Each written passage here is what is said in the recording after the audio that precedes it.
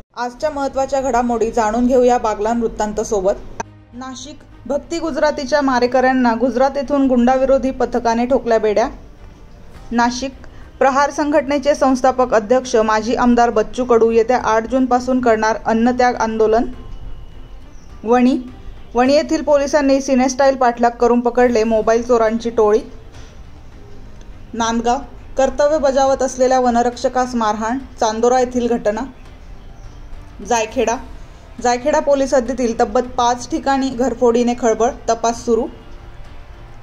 सटाणा, बागलाण तालुक्यातील शेतकऱ्यांचा विविध मागण्यांसाठी तहसील कार्यालयात धडक मोर्चा, बिंदू शर्मा यांनी केले नेतृत्व।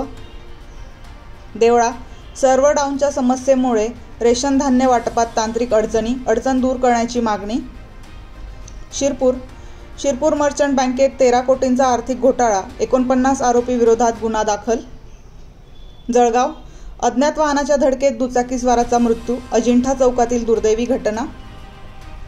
पुणे, पश्चिम महाराष्ट्रात सतत अवकाळी पावसामुळे शेतकरी पेरणीच्या चिंतेत।